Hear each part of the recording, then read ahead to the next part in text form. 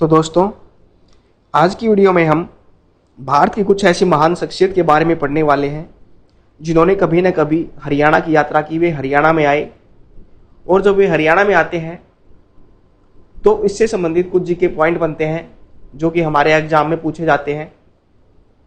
तो आज इस वीडियो में हम उन्हीं महान हस्तियों के बारे में पढ़ने वाले हैं जिन्होंने जो कभी न कभी हरियाणा में आए।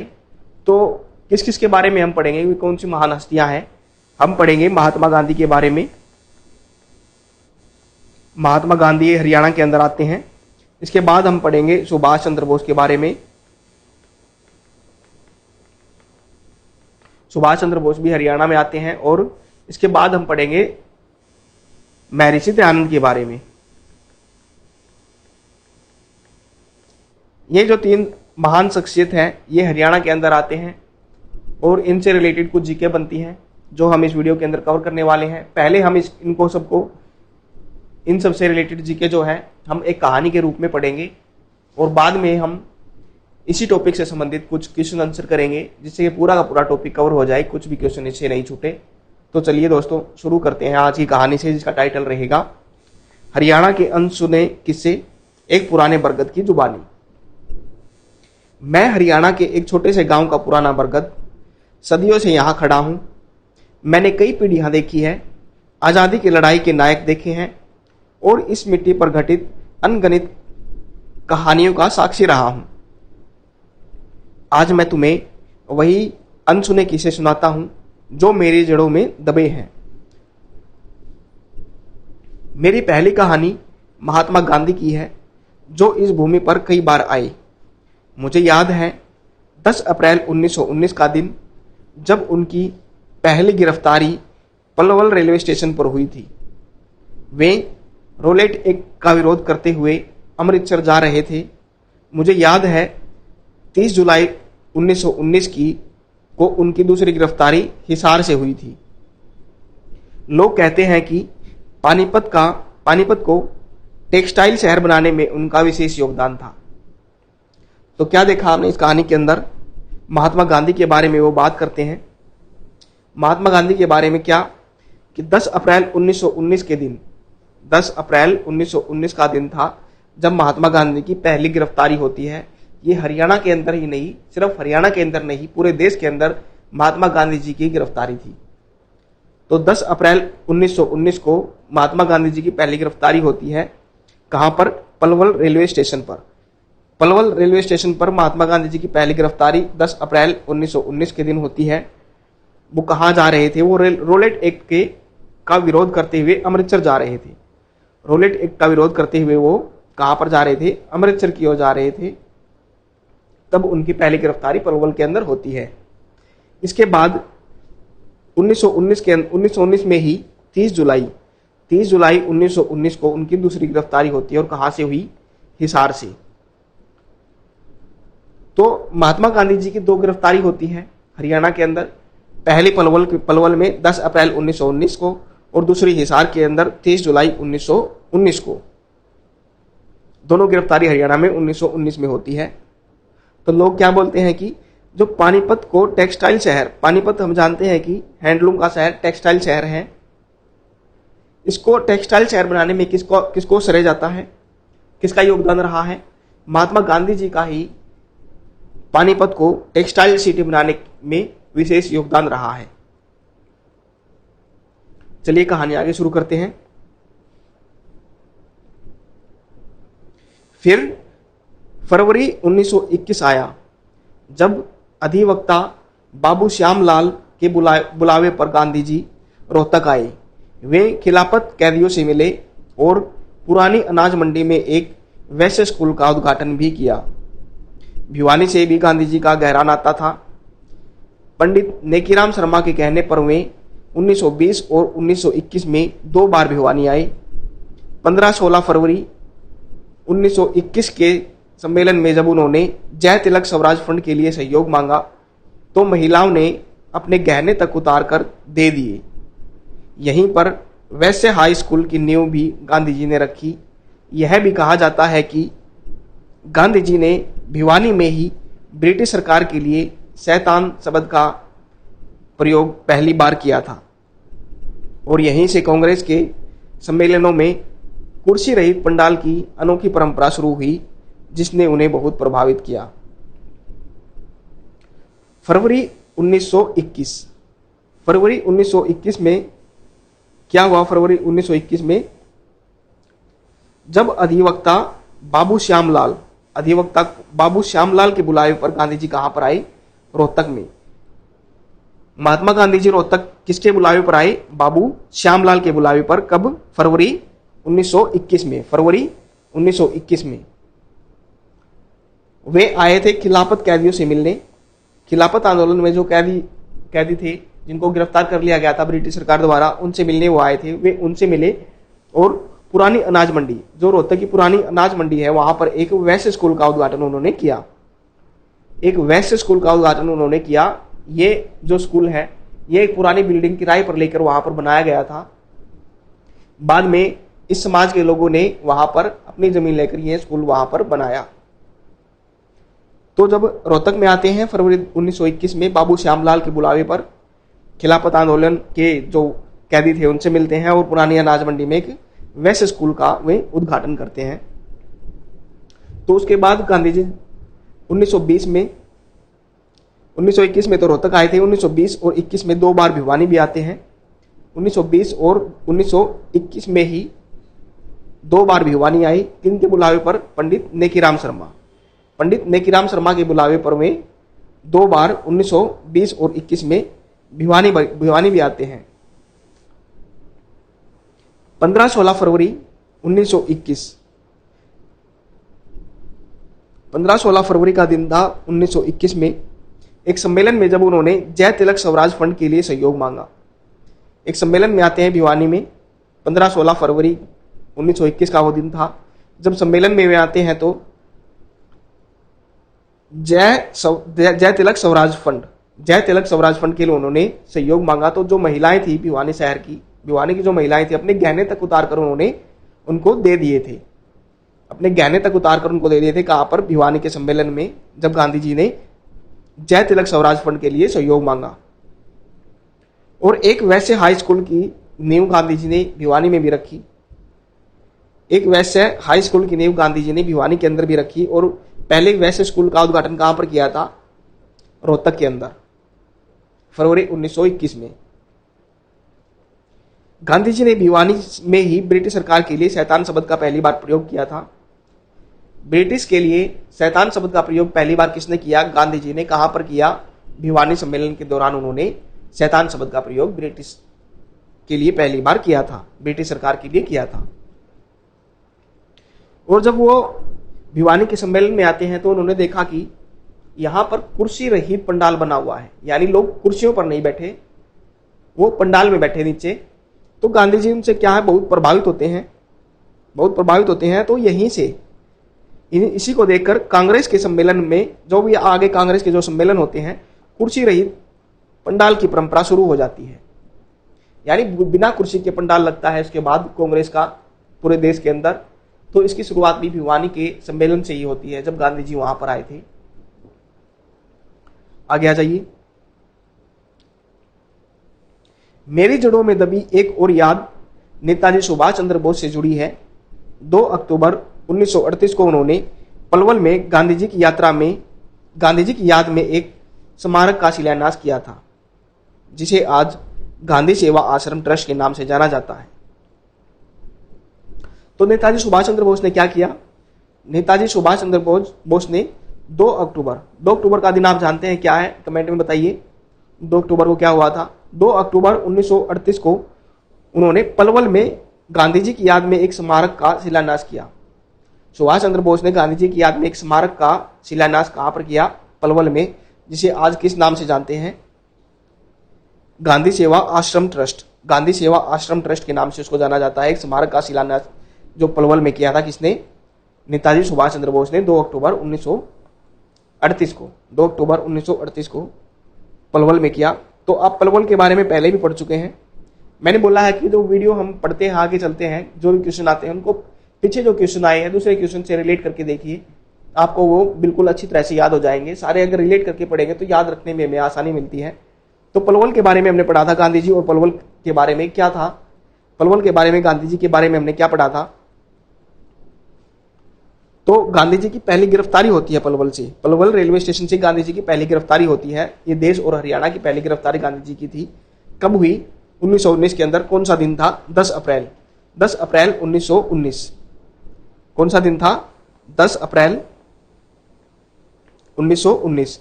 पलवल के अंदर रेलवे स्टेशन से गांधी जी की पहली गिरफ्तारी होती है। वो कहाँ जा रहे थे? वो रोलेट एक्ट का विरोध करते हुए अमृतसर जा रहे थे। और इसी के साथ हम दूसरी गिरफ्तारी को भी याद कर सकते हैं। दूसरी गिरफ्तारी भी 1919 को हुई थी। दिन था 30 जुलाई। कहां पर हुई थी? हिसार के अंदर। तो ऐसे रिलेट करके आप क्वेश्चन पढ़िए, आपको याद करने में और भी आसानी होगी। चलिए आगे देखते हैं। फिर समय आया 1947 का। देश आजाद हो रहा था, लेकिन बंटवारे का दर्द भी था।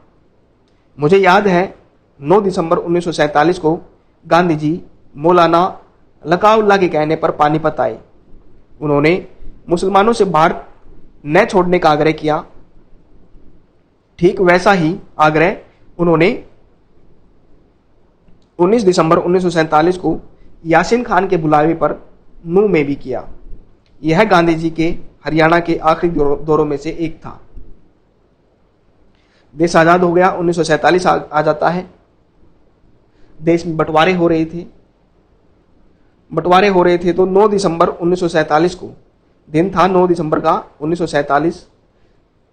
15 अगस्त 1947 को भारत आजाद हो जाता है। उसके बाद 9 दिसंबर 1947 को जब देश में बंटवारे होने लगे हिंदू और मुस्लिम लोगों में, जब भारत और पाकिस्तान बनने की बात उठ रही थी, भारत और पाकिस्तान बन रहा था, तो 9 दिसंबर 1947 को गांधी जी मौलाना लकाउल्ला के कहने पर कहां पर आते हैं? पानीपत में। मौलाना लकाउल्ला के कहने पर पानीपत में आते हैं 9 दिसंबर 1947 को गांधी जी, और मुसलमानों को भारत न छोड़ने का आग्रह वो करते हैं। मुसलमानों को से क्या आग्रह करते हैं? वो भारत न छोड़ने का वो मुसलमानों से आग्रह करते हैं। तो गांधी जी जब पानीपत आते हैं तो मुसलमानों से भारत न छोड़ने का आग्रह करते हैं। उसके बाद में 19 दिसंबर 1947 को ही 19 दिसंबर 1947 में यासीन खान के बुलावे पर, इनके बुलावे पर, यासीन खान के बुलावे पर नूह में आते हैं। नूह मेवात में आते हैं। यह गांधी जी के आखिरी दौरों में से एक था। तो नूह में भी आते हैं। वहां भी वे क्या करते हैं? मुसलमानों से भारत न छोड़ने का वे आग्रह करते हैं। तो पानीपत और नूह के अंदर आते हैं भारत आजाद होने के बाद 1947 में।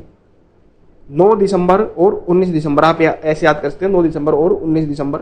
9 दिसंबर को पानीपत में मौलाना लकाउल्ला के कहने पर, और नूह के अंदर यासीन खान के कहने पर 19 दिसंबर 1947 को आते हैं और मुसलमानों से भारत न छोड़ने का वे आग्रह करते हैं। आगे देखिए। मेरी डालियां महर्षि दयानंद की कहानियां भी सुनाती है। वे 17 जुलाई 1878 को सबसे पहले अंबाला में आए थे। फिर 24 दिसंबर 1878 को वे दूसरी बार रेवाड़ी में गौशाला की नींव रखने के लिए आए थे। तो महर्षि दयानंद की अगर बात करें, तो 17 जुलाई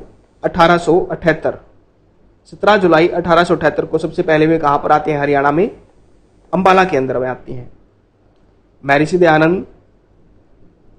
दयानंद जो है 17 जुलाई 1878 को हरियाणा में पहली बार अंबाला में आते हैं, और फिर 24 दिसंबर 1878 में ही, 17 जुलाई और 24 दिसंबर 1878 में ही दूसरी बार कहां पर आए? फिर रेवाड़ी में क्या करने? गौशाला की नींव रखने के लिए। तो महर्षि दयानंद जो है 2 बार हरियाणा में आते हैं, पहले अंबाला में और फिर रेवाड़ी में आते हैं। अंबाला में 1878, 17 जुलाई 1878 और 24 दिसंबर 1878 को दूसरी बार आते हैं रेवाड़ी में, क्या करने? गौशाला की नींव रखने के लिए आते हैं। अब बात करते हैं शौर्य और बलिदान की। नेताजी सुभाष चंद्र बोस और उनकी आज़ाद हिंद फौज की गाथाएं मेरी हर पत्ती में गूंजती है। मुझे याद है 28 नवंबर 1938 को सुभाष चंद्र बोस अकाल पीड़ितों से मिलने 7 रोड हिसार में आए थे। आजाद हिंद फौज में हरियाणा के कुल 2715 सैनिक थे, जिनमें से 398 अफसर और 2317 सैनिक थे। दुख की बात यह है कि 346 सैनिकों ने अपनी शहादत दी, जिनमें 22 अधिकारी और 324 सैनिक शामिल थे। तो जो नेताजी सुभाष चंद्र बोस थे, नेताजी सुभाष चंद्र बोस की बात करें तो नेताजी सुभाष चंद्र बोस 28 नवंबर 1938 को अकाल पीड़ितों से मिलने के लिए 7 रोड आते हैं। 7 रोड कहाँ पर है? हिसार के अंदर, बिल्कुल हिसार से लगता ही है। तो 28 नवंबर 1938 को सुभाष चंद्र बोस अकाल में जो पीड़ित लोग थे उनसे मिलने के लिए 7 रोड हिसार के अंदर आते हैं।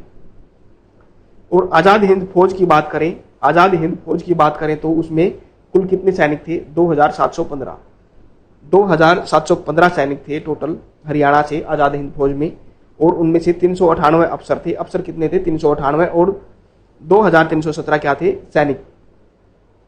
टोटल कितने थे? 2715, उनमें से 398 अफसर और 2317 सैनिक थे। और कितने सैनिकों ने कुर्बानी दी? कितने सैनिक शहादत को प्यारे हुए?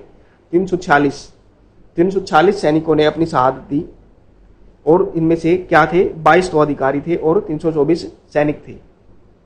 22 अधिकारी थे और 324 सैनिक थे। ये आज़ाद हिंद फौज के बारे में है, जो हरियाणा से सैनिक आज़ाद हिंद फौज में भर्ती होते हैं। आगे देखिए, हमारे मेजर सूरजमल आज़ाद हिंद फौज के हरियाणवी कमांडर इन चीफ थे। उन्होंने मणिपुर की धरती पर तिरंगा फहराकर इतिहास रचा था। नेताजी ने उन्हें सरकार ए जंग की उपाधि से सम्मानित किया था। हमारी फौज में फौजी मेहर सिंह नाम के सैनिक थे, जो प्रसिद्ध हरियाणवी गायक थे। 1943 में नेताजी ने फतेह सिंह खेदड़ हिसार को आज़ाद हिंद फौज की आरंभ कंपनी का कप्तान बनाया था। कप्तान कंवल सिंह मांडोडी झज्जर नेताजी के दाहिने हाथ थे। तो अगर मेजर सूरजमल की बात करें तो आप सभी इनके बारे में जानते होंगे। मेजर सूरजमल जो थे वे आज़ाद हिंद फौज के हरियाणवी कमांडर इन चीफ थे। आज़ाद हिंद फौज के हरियाणवी कमांडर इन चीफ कौन थे? मेजर सूरजमल। उन्होंने क्या किया था? मणिपुर में जाकर मणिपुर की धरती पर तिरंगा फहराया था। मणिपुर में जाकर मणिपुर की धरती पर उन्होंने क्या किया था? तिरंगा फहराया था। किसने? मेजर सूरजमल ने। और नेताजी ने उन्होंने कौन सी उपाधि दी थी? सरकार ए जंग की उपाधि सूरजमल को नेताजी सुभाष चंद्र बोस ने दी थी। और एक और फौज में जो फौजी मेहर सिंह है, फौजी मेहर सिंह आज़ाद हिंद फौज के अंदर फौजी मेहर सिंह के नाम से एक सैनिक थे, जो प्रसिद्ध हरियाणवी गायक भी थे। फौजी मेहर सिंह के बारे में भी आप सभी जानते होंगे, रागनी उनकी भी सुनी होगी आपने। हरियाणवी वे गायक थे, प्रसिद्ध हरियाणवी वे गायक थे फौजी मेहर सिंह। 1943 में नेताजी ने फतेह सिंह, जो कहां से थे? खेदड़ हिसार से फतेह सिंह 1943 में नेताजी सुभाष चंद्र बोस ने खेदड़ हिसार से फतेह सिंह को आज़ाद हिंद फौज में आरंभ कंपनी का कप्तान बनाया था। आरंभ कंपनी का कप्तान किनको बनाया था? खेदड़ से फतेह सिंह को 1943 में नेताजी सुभाष चंद्र बोस ने बनाया था। और अगर बात करें तो कप्तान कंवल सिंह की, कप्तान कंवल सिंह ये है मांडोडी झज्जर से नेताजी के दाहिने हाथ कहे जाते थे। तो नेताजी के दाहिने हाथ किनको कहा जाता था? कप्तान कंवल सिंह। कप्तान कंवल सिंह को नेताजी का दाहिना हाथ कहा जाता था, जो कहां से थे? झज्जर के मांडोडी से। सबसे भावुक क्षण वह था जब देश छोड़ने से पहले नेताजी ने अपना आखिरी भाषण बहादुरगढ़ झज्जर के आज़ाद हिंद ग्राम में दिया था। उनकी आवाज में वो जज्बा था जो हर किसी को प्रेरित कर गया। तो नेताजी सुभाष चंद्र बोस ने अपना आखिरी भाषण कहां पर दिया था? हरियाणा के अंदर। देश छोड़ के वे गए थे। देश छोड़ने से पहले अपना आखिरी भाषण दिया था उन्होंने, कहां पर? झज्जर के बहादुरगढ़ के अंदर। झज्जर के बहादुरगढ़ के अंदर। और कौन सा गांव था? आज़ाद हिंद ग्राम। आज़ाद हिंद ग्राम में नेताजी सुभाष चंद्र बोस ने अपना देश छोड़ने से पहले आखिरी भाषण दिया था। ये कहां पर पड़ता है? ये गांव बहादुरगढ़ झज्जर के अंदर। बरगद ने अपनी पुरानी विशाल डालियों को हिलाया और कहा, ये सिर्फ कहानियां नहीं है, ये इस मिट्टी की आत्मा है। इन्हें याद रखना, क्योंकि इतिहास ही हमें भविष्य का रास्ता दिखाता है। तो दोस्तों, ये हमने कहानी पढ़ी महान शख्सियत के बारे में। 3 महान शख्सियत के बारे में हमने इस कहानी के अंदर पढ़ा। अब हम इसी टॉपिक पर बेस कुछ क्वेश्चन आंसर देखेंगे, उसमें कुछ और क्वेश्चन भी ऐड करेंगे। पूरा का पूरा चैप्टर हम इसमें कवर कर देंगे। इससे बाहर आई थिंक इससे बाहर तो कुछ जाने वाला नहीं है, अगर इनसे क्वेश्चन बनते हैं तो। चलिए देखते हैं क्वेश्चन आंसर। हरियाणा का महात्मा गांधी। आप जानते हैं कि हरियाणा का भी एक महात्मा गांधी कहा जाता है। हरियाणा का गांधी किसे कहा जाता है? हरियाणा का गांधी किसे कहा जाता है? बाबू मूलचंद जैन को। मूलचंद जैन जी को हरियाणा का गांधी कहा जाता है। उनका जन्म कब हुआ था? 20 अगस्त 1915। 20 अगस्त 1915 को उनका जन्म हुआ और निधन कब हुआ? 12 सितंबर 1997 को। 12 दिसंबर 1997 को मूलचंद जैन जो थे उनको हरियाणा का गांधी कहा जाता है। महात्मा गांधी और हरियाणा। हरियाणा में महात्मा गांधी से रिलेटेड अब क्वेश्चन करने वाले हैं। हरियाणा में महात्मा गांधी की पहली गिरफ्तारी कब और कहाँ हुई? आप सबको पता है, अब तो आपने पढ़ भी लिया। पहली 2 गिरफ्तारी हरियाणा के अंदर होती है। पहली होती है पलवल में, पलवल के रेलवे स्टेशन पर, और दूसरी हिसार से। दोनों गिरफ्तारी 1919 को होती है। आपको सिर्फ डेट याद करनी है अब। तो पहली गिरफ्तारी कब होती है गांधी जी की हरियाणा में? पलवल के रेलवे स्टेशन पर 10 अप्रैल 1919। 10 अप्रैल 1919। और दूसरी गिरफ्तारी हिसार में 1919 में ही होती है, 30 जुलाई 1919। आपने ऐसे याद तो कर ही लिया होगा, पहली पलवल में रेलवे स्टेशन पर और दूसरी हिसार में। 2 गिरफ्तारी हरियाणा के अंदर गांधी जी की होती है, दोनों 1919 के अंदर होती है। अब आपको डेट याद करनी है। तो पहली 10 अप्रैल और दूसरी 30 जुलाई। 10 अप्रैल और 30 जुलाई, आप इनको याद कर लीजिए। 10 अप्रैल और 30 जुलाई 2 गिरफ्तारी गांधी जी की होती है। आगे देखिए, नेताजी सुभाष चंद्र बोस ने पलवल में गांधी जी की याद में स्मारक का शिलान्यास कब किया? जो सुभाष चंद्र बोस है वे गांधी जी की स्मारक बनाते हैं पलवल के अंदर।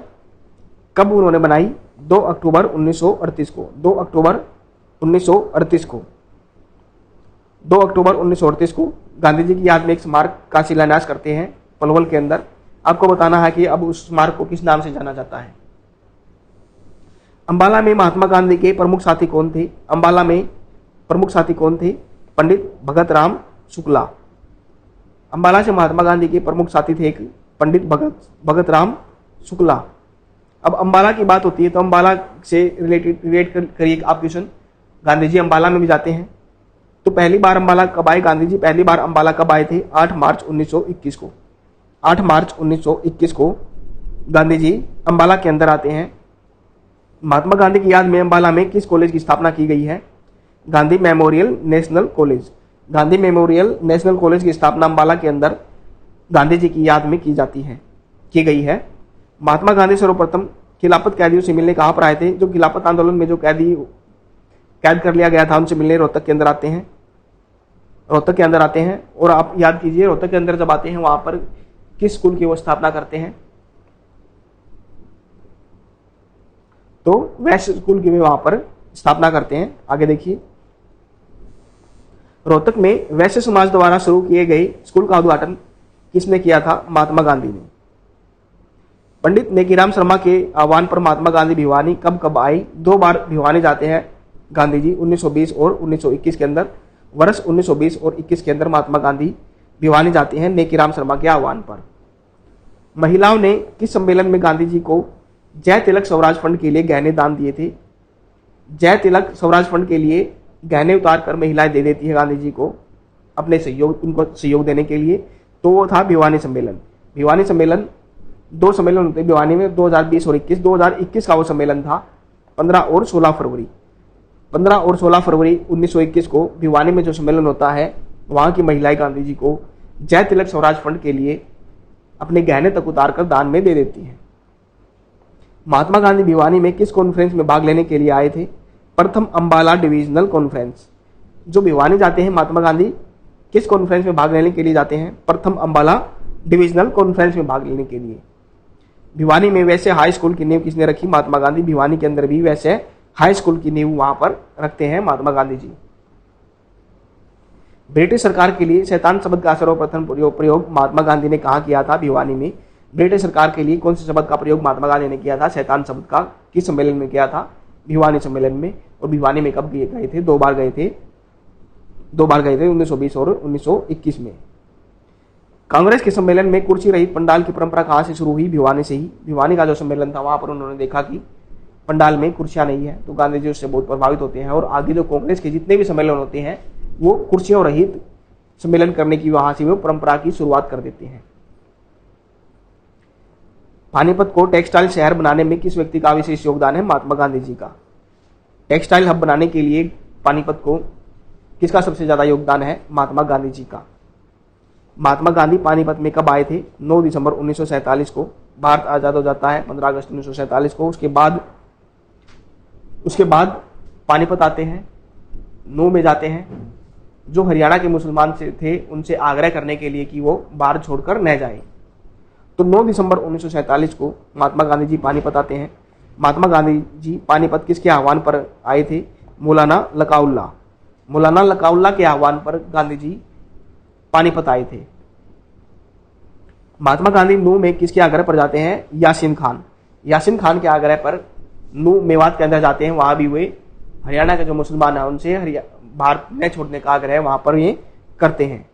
महात्मा गांधी जी ने नू में कब मुसलमानों से भारत न छोड़ने का आग्रह किया? 19 दिसंबर 1947 और पानीपत में कब? 9 दिसंबर। मैंने बताया था, आप इसको ऐसे याद कर लीजिए। 9 दिसंबर 1947 को कहां पर? पानीपत के अंदर 9 दिसंबर को जाते हैं और 10 दिन बाद 19 दिसंबर को 1947 को ही नू मेवात के अंदर जाते हैं मुसलमानों से भारत न छोड़ने का आग्रह करने के लिए। तो अब पढ़ते हैं महर्षि दयानंद और हरियाणा। महर्षि दयानंद हरियाणा में 2 यात्रा करते हैं, 2 बार आते हैं हरियाणा में, तो उनसे संबंधित अब क्वेश्चन देखते हैं। महर्षि दयानंद जी सर्वप्रथम हरियाणा में कहाँ आए थे? अंबाला में आए थे। सर्वप्रथम कहां पर आए थे? अंबाला में आए थे। महर्षि दयानंद जी अंबाला में कब आए थे? 17 जुलाई 1878। 17 जुलाई 1878 को 17 जुलाई 1878 को महर्षि जी है जो महर्षि दयानंद अंबाला में आए थे। अब आप बताइए कि महात्मा गांधी जी अंबाला में कब आए थे? महात्मा गांधी जी अंबाला में कब आए थे? 8 मार्च 1921 में। कब आए थे? 8 मार्च 1921 में। वहां पर उनकी याद में एक कॉलेज की भी स्थापना की गई है। तो आप ऐसे क्वेश्चन को रिलेट करके याद किया कीजिए। महर्षि दयानंद जी हरियाणा में दूसरी बार कहां आए थे? महर्षि दयानंद जो है पहली बार अंबाला आते हैं और दूसरी बार रेवाड़ी में आते हैं। और रेवाड़ी में क्या करने आते हैं? गौशाला का उद्घाटन करने वो यहाँ पर आते हैं। महर्षि दयानंद जी रेवाड़ी में किस लिए आए थे? गौशाला की नींव रखने के लिए वे आए थे। गौशाला की वे नींव रखने के लिए आए थे। महर्षि दयानंद जी रेवाड़ी कब आए थे? रेवाड़ी में कब आए थे? देखिए 2 बार हरियाणा में आते हैं। 1878 के अंदर ही आते हैं। 1878 में ही रेवाड़ी के अंदर में आए थे। अब आपको डेट याद करनी है, 17 जुलाई और 24 दिसंबर। पहले कितनी थी? 17 जुलाई। कहां पर? अंबाला में। 17 जुलाई 1878 को अंबाला में आते हैं और रेवाड़ी में ही 1878 को 24 दिसंबर को 1878 को रेवाड़ी में आते हैं गौशाला की नींव रखने के लिए। अब पढ़ते हैं सुभाष चंद्र बोस और आजाद हिंद फौज। सुभाष चंद्र बोस के बारे में अब पढ़ेंगे। राज्य में आजाद हिंद फौज के सैनिकों की कुल संख्या कितनी है? हरियाणा राज्य से कितने सैनिकों ने आजाद हिंद फौज में भाग लिया था? 2715। इनमें अफसर 398 और सैनिक 2317 इनमें सैनिक थे। आजाद हिंद फौज में हरियाणा के कितने सैनिक शहीद हुए थे? 346 टोटल सैनिक जो हैं हरियाणा के शहीद हो गए थे। इनमें से 22 तो अधिकारी थे और 324 सैनिक थे। 22 अधिकारी और 324 इनमें से सैनिक थे। अकाल पीड़ितों से मिलने 28 नवंबर 1938 को सातरोड हिसार कौन आए थे? सुभाष चंद्र बोस जी आए थे अकाल पीड़ितों से मिलने के लिए 28 नवंबर 1938 को। कहां पर? सातरोड, ये हिसार में पड़ता है। 1938 को 28 नवंबर 1938 को अकाल पीड़ितों से मिलने हरियाणा में सुभाष चंद्र बोस जी आते हैं। आजाद हिंद फौज का Haryanvi commander in chief. Haryanvi commander in chief आप सभी जानते हैं major Surajmal. Haryanvi commander in chief Azad Hind Fauj का मेजर सूरजमल। आजाद हिंद फौज में किस सूरवीर ने मणिपुर की धरती पर तिरंगा फहराया था? मेजर सूरजमल ने। नेताजी सुभाष चंद्र बोस ने सरकार ए जंग की उपाधि किसे दी थी? सरकार ए जंग। मेजर सूरजमल को ही इन्होंने ये उपाधि दी थी, सरकार ए जंग। कमांडर इन चीफ और सरकार ए जंग कौन? मेजर सूरजमल। आजाद हिंद फौज के प्रथम एवं द्वितीय बटालियन का नेतृत्व क्रमशः किसने किया था? जो आजाद हिंद फौज थी उसमें पहली और दूसरी जो है बटालियन का नेतृत्व किसने किया था? पहली जो बटालियन थी उसका क्या था? पहली का किया था मेजर सूरजमल ने, और दूसरी का लेफ्टिनेंट कर्नल रण सिंह ने। पहली बटालियन का मेजर सूरजमल ने और दूसरी बटालियन का लेफ्टिनेंट कर्नल रण सिंह ने उनका जो है नेतृत्व किया था। आजाद हिंद फौज का कौन सा सैनिक प्रसिद्ध हरियाणवी गायक था? फौजी मेहर सिंह। इसके बारे में भी आप सभी जानते होंगे। जो फौजी मेहर सिंह है वो आजाद हिंद फौज का प्रसिद्ध सैनिक था, जो हरियाणवी प्रसिद्ध गायक भी था। सुभाष चंद्र बोस ने 1943 में किस हरियाणवी को आजाद हिंद फौज का आर्म्ड कंपनी का कप्तान बनाया था? फतेह सिंह। फतेह सिंह को खेदड़ हिसार से है 1943 के अंदर क्या बनाया था? आर्म्ड जो कंपनी है उसका कप्तान बनाया था। सुभाष चंद्र बोस के दाहिने हाथ कौन थे? कप्तान कंवल सिंह। कप्तान कंवल सिंह कहाँ से थे? मांडोडी झज्जर से। मांडोडी झज्जर से कप्तान कंवल सिंह थे, जो क्या थे? सुभाष चंद्र बोस के दाहिने हाथ थे। सुभाष चंद्र बोस ने देश छोड़ने से पहले अपना आखिरी भाषण राज्य के किस गांव में दिया था? आप सभी जानते हैं कि झज्जर के बहादुरगढ़ में। झज्जर के बहादुरगढ़ में कौन सा ग्राम था? आजाद हिंद ग्राम। आजाद हिंद ग्राम नाम था। वहां पर देश छोड़ने से पहले अपना आखिरी भाषण सुभाष चंद्र बोस जी देते हैं। हरियाणा के इतिहास से जुड़े अन्य महत्वपूर्ण तथ्य आप पढ़ेंगे। महात्मा गांधी की पहली गिरफ्तारी किस अधिनियम का विरोध करते हुए हुई थी? Roulette act. रोलेट एक्ट का विरोध करते हुए गांधी जी कहां पर जा रहे थे? अमृतसर जा रहे थे। तो कहां पर उनकी पहली गिरफ्तारी होती है? पलवल के रेलवे स्टेशन पर। आपको सभी को याद होगा 1919 में। और दूसरी भी आप रिलेट कीजिए। अब दूसरी कब और कहां पर हुई थी? हिसार के अंदर हुई थी। कब हुई थी? पलवल में गांधी स्मारक का वर्तमान नाम क्या है? गांधी सेवा आश्रम ट्रस्ट। गांधी सेवा आश्रम ट्रस्ट। पलवल में गांधी जी जो स्मारक है उसका वर्तमान नाम है। अब आपको बताना है कि ये गांधी स्मारक जो है इसकी स्थापना पलवल के अंदर किसने की थी और किसकी याद में की थी? अधिवक्ता बाबू श्यामलाल के आह्वान पर महात्मा गांधी सर्वप्रथम कहां पर आए थे? बाबू श्यामलाल के आह्वान पर रोहतक के अंदर आते हैं और रोहतक में किस कॉलेज की, किस स्कूल की वहां पर ये स्थापना करते हैं। महात्मा गांधी के साथ भिवानी कौन आए थे? भिवानी में कितनी बार महात्मा गांधी ने यात्राएं की है? कितनी बार गांधी जी भिवानी में आते हैं? तो मैं बता देता हूं, 2 बार आते हैं। अब आपको बताना है कौन कौन से साल में वो आते हैं। तो उनके साथ कौन आए थे? कस्तूरबा गांधी। कस्तूरबा गांधी कौन है? आपको यही बताना है। महात्मा गांधी दूसरी बार हिसार कब गिरफ्तार हुए थे? मैंने बताया था 1919 में 2 गिरफ्तारी होती है। 23 जुलाई 1919 को गांधी जी हिसार से दूसरी बार गिरफ्तार होते हैं। आजाद हिंद फौज में कुल कितने अफसर थे? 398 अफसर थे। और सैनिक कितने थे? 2317। 2317 में सैनिक टोटल थे और अफसर में से 398। आजाद हिंद फौज में हरियाणा से कुल कितने अधिकारी शहीद हुए थे? अधिकारी 22 हुए थे और सैनिक कितने शहीद हुए थे? 324। मणिपुर की धरती पर तिरंगा फहराने वाले हरियाणवी, आप इसका तो आपको पता है, मेजर सूरजमल। तो मेजर सूरजमल के बारे में आप बताइए कौन सी उपाधि इनको दी थी और आजाद हिंद फौज में उनकी कौन सी पोस्ट थी, ये आप बताइए। आजाद हिंद ग्राम किस जिले में स्थित है? झज्जर में। झज्जर के कौन से जिले में? बता देता हूं, बहादुरगढ़ में। बहादुरगढ़ का अब गांव कौन सा? आजाद हिंद ग्राम। इसके बारे में क्या याद रखने लायक बात है? सुभाष चंद्र बोस से ये जुड़ा है। किस व्यक्ति के बुलावे पर महात्मा गांधी भिवानी आए थे? पंडित नेकीराम शर्मा। 2 बार आते हैं पंडित नेकीराम शर्मा के बुलावे पर। महात्मा गांधी ने मुसलमानों से भारत छोड़ने का आग्रह कहाँ किया था? पानीपत और नूह के अंदर। पानीपत और नूह मेवात के अंदर मुसलमानों से भारत न छोड़ने का आग्रह करते हैं। अब आपको बताना है कि किस डेट को ये यहाँ पर पानीपत गए थे और नूह के अंदर गए थे और किन के बुलावे पर वहां पर गए थे। देखिए, आपने अच्छे से पढ़ा होगा तो आपको सभी ये याद होंगे, और आप ऐसे ही रिलेट करके पढ़ेंगे तो आपको और जल्दी से अच्छे तरीके से आपको याद हो जाएंगे। तो दोस्तों, ये वीडियो हम यहीं पर समाप्त करते हैं। अगर आपको वीडियो पसंद आती है तो लाइक शेयर कीजिए, चैनल को सब्सक्राइब कीजिए। तो इसी के साथ हम मिलते हैं नेक्स्ट वीडियो में। धन्यवाद।